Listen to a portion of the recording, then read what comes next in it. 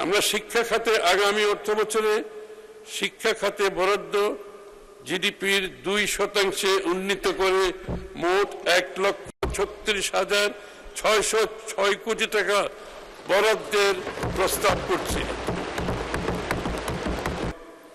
শিক্ষা ও মানব সম্পদ উন্নয়ন, ফ্যাসিবাদের দীর্ঘ সময়ে ভেঙে পড়া রাষ্ট্র কাঠামোর সবচেয়ে সংকটাপন্ন খাতগুলোর একটি ছিল শিক্ষা।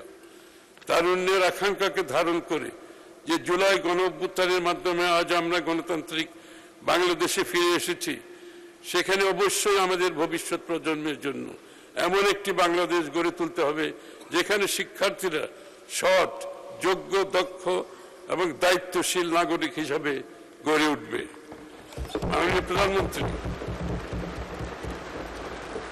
মাননীয় প্রধানমন্ত্রী তারেক রহমান শিক্ষা কারিকুলামকে রূপান্তরের উদ্যোগ গ্রহণ করেছেন, যাতে শিক্ষার্থীদের মধ্যে নৈতিক মূল্যবোধ, সামাজিক দায়িত্ববোধ, নেতৃত্বের গুণাবলী এবং মানবিক চরিত্রের বিকাশ ঘটে।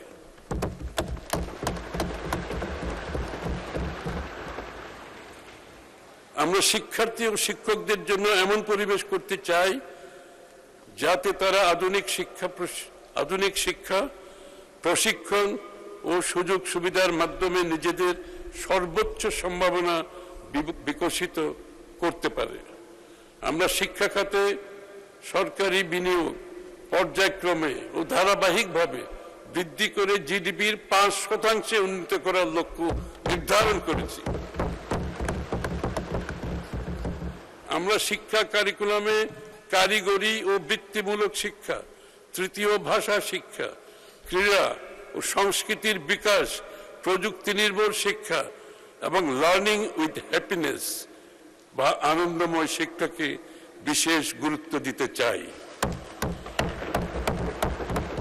আমরা সেই কাঠামো গড়ে তুলতে চাই যেখানে একজন শিক্ষার্থী তার নিজ মেধা, পছন্দ বা আগ্রহ অনুযায়ী দক্ষ কারিগর, প্রযুক্তিবিদ, কৃষি উদ্যোক্তা, গবেষক, শিল্পী, শিক্ষক, ব্যবসায়ী, ক্রীড়াবিদ কিংবা অন্য যে কোনো পেশায় সমান মর্যাদা ও সাফল্যের সঙ্গে নিজেকে প্রতিষ্ঠিত করতে পারে। প্রতিষ্ঠানসমূহে শিক্ষার্থীদের সুপ্ত প্রতিভা বিকাশে ক্লাবভিত্তিক সহশিক্ষা কার্যক্রম যেমন বিতর্ক, বিজ্ঞান মেলা, সাংস্কৃতিক অনুষ্ঠান, সাহিত্য চর্চাকে উৎসাহিত করা হবে। বাংলাদেশকে একটি দক্ষতা ভিত্তিক অর্থনীতিতে রূপান্তর করতে ষষ্ঠ শ্রেণী থেকে পর্যায়ক্রমে সবার জন্য কারিগরি শিক্ষা চালু করা হবে। শিক্ষাক্রমে বাংলা ও ইংরেজির পাশাপাশি বাধ্যতামূলক তৃতীয় ভাষা যেমন জাপানিজ, কোরিয়ান, ম্যান্ডারিন, আরবি, ফ্রেঞ্চ, জার্মান ইত্যাদি কারিকুলামে অন্তর্ভুক্ত করা হবে। এই লক্ষ্যে আমাদের সরকার তৃতীয় ভাষা জ্ঞান সম্পন্ন শিক্ষার্থীদের মধ্য থেকে সেই সকল দেশে উচ্চশিক্ষায় গমনেচ্ছুদের 10 লক্ষ টাকা পর্যন্ত ঋণ সুবিধা প্রদান করছে।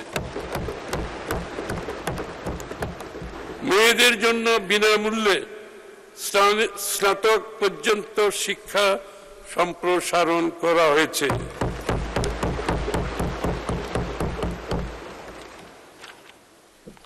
দরিদ্র শিক্ষার্থীদের জন্য স্কুল ইউনিফর্ম, জুতা, স্কুল ব্যাগ সরবরাহ, প্রতিবন্ধী ও বিশেষ চাহিদা সম্পন্ন শিশুদের জন্য অন্তর্ভুক্তিমূলক শিক্ষা নিশ্চিতকরণ এবং বিশেষায়িত সহায়ক প্রযুক্তি ও শিক্ষা সামগ্রী প্রদান করা হবে। ছাত্র ছাত্রীদের পুষ্টির চাহিদা মেটাতে সুস্বাস্থ্য নিশ্চিতকরণে মিড ডে মিল কর্মসূচি চালু ও পর্যায়ক্রমে সারা দেশে সম্প্রসারণ এবং ছাত্রী ও শিক্ষিকাদের স্যানিটেশন ও হাইজিনকে প্রাধান্য দিয়ে স্বাস্থ্যসেবা নিশ্চিত করা হবে। প্রযুক্তি ও এআই নির্ভর শিক্ষা ব্যবস্থা নিশ্চিত কল্পে ওয়ান টিচার ওয়ান ট্যাব কর্মসূচি, মিডিয়া, মাল্টিমিডিয়া মাল্টিমিডিয়া ক্লাসরুম স্থাপন, বিনামূল্যে ওয়াইফাই সুবিধা সম্প্রসারণ করা হবে। শক্তিশালী ইন্ডাস্ট্রি একাডেমিয়ার সংযোগ, অ্যাপ্রেন্টিসশিপ ও ইন্টার্নশিপ সুবিধা এবং স্টার্টআপ চালুকরণের মাধ্যমে উদ্যোক্তা তৈরি করা হবে। আমরা ব্রেইন ড্রেইনকে ব্রেইন সার্কুলেশনে রূপান্তরের লক্ষ্যে কাজ করছি। বিদেশে বসবাসরত বৈশ্বিক জ্ঞান, দক্ষতা, অভিজ্ঞতা সম্পন্ন উচ্চশিক্ষিত বাংলাদেশিদের দেশের শিক্ষা ও গবেষণা ব্যবস্থার সঙ্গে সম্পৃক্ত করার উদ্যোগ গ্রহণ করেছি। সরকার গবেষণা ও উদ্ভাবনে গুরুত্ব প্রদান এবং কার্যকর পৃষ্ঠপোষকতা নিশ্চিত করবে। আমরা মাদ্রাসা শিক্ষার্থীদের ধর্মীয় শিক্ষার পাশাপাশি বিজ্ঞান, গণিত, ইংরেজি ও তথ্য প্রযুক্তি শিক্ষার মান উন্নয়ন, কর্মমুখী প্রশিক্ষণ কর্মসূচি চালু করতে চাই।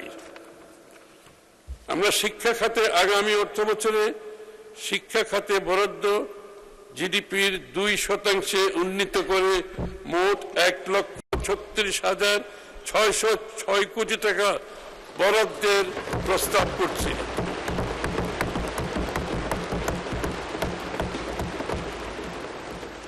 এটা সর্বোচ্চ মাননীয় স্পিকার,